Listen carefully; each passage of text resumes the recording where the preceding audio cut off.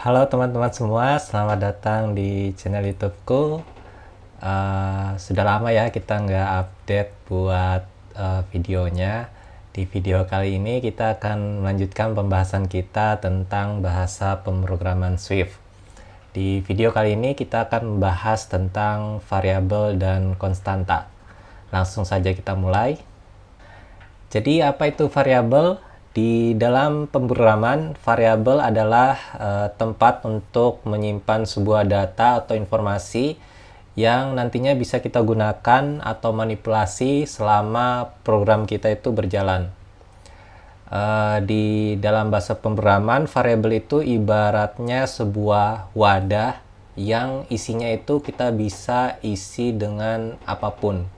Misalnya kita isi dengan sebuah apel. Nah, apel ini nanti bisa kita bawa atau kita kasih ke orang lain, atau apelnya tadi itu bisa kita ganti dengan buah yang lain seperti pisang atau anggur seperti itu. Mungkin seperti itu untuk analoginya.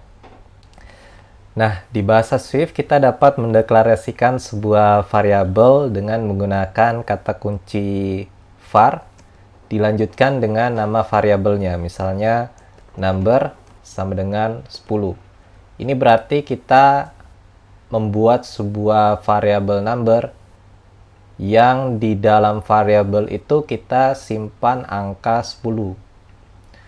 Nah, sebagai contoh lain, misalnya kita membuat variabel baru dengan nama name, lalu kita isi string Thomas. Nah, untuk tipe data sendiri nanti kita akan bahas di video sendiri. Untuk video kali ini kita akan fokus bagaimana cara untuk membuat sebuah variabel. Terus di sini misalnya kita tambah satu variabel lagi, misalnya is active. Terus nilainya kita isi nilai true. Nah, di Swift kita dapat mendeklarasikan variabel juga dalam satu baris. Jadi daripada kita menulis 3 kata kunci var di sini, kita bisa menggunakan cukup satu keyword var. Dengan cara setelah deklarasi variabel pertama, kita tambahkan tanda koma di akhirnya. Lalu dilanjutkan dengan nama variabel berikutnya gitu. Terus is active kita bisa pindahkan di atas. Nah, jadi seperti ini. Untuk penamaan variabel, teman-teman sebaiknya kita menggunakan nama yang deskriptif. Tujuannya apa ya? Biar nanti ketika kita melakukan debugging, kita tidak perlu melakukan pengecekan isi dari variabel tersebut. Jadi kita cukup merubah namanya untuk menjelaskan isi dari variabel itu tujuannya apa. Misalnya kita bisa membuat variabel untuk menyimpan nilai pi di matematika. Itu kita bisa beri nama variabelnya sama ya, pi gitu. Terus nilainya 3,14. Nah, kalau teman-teman menggunakan kata kunci var di Swift, variabelnya itu bisa kita ubah nilainya selama program kita berjalan. Misalnya di sini aku awalnya mendeklarasikan variabel pi itu awalnya 3,14. Terus di programnya itu aku rubah menjadi 30. Nah, ini bisa ya teman-teman karena kita mendeklarasikannya menggunakan kata kunci var. Nah, untuk membuatnya tidak bisa berubah selama program kita berjalan, kita bisa mengganti kata kunci var ini menjadi let. Nah, ini berarti kita akan membuat sebuah nilai konstanta yang tidak akan bisa berubah. Jadi ini bisa kalian lihat teman-teman, ini bakal menimbulkan error selama program berjalan. Nah, untuk melihat isi dari variabel, kita bisa menggunakan fungsi bawaan Swift, yaitu print. Terus kita coba cetak variabel pi yang kita deklarasikan tadi.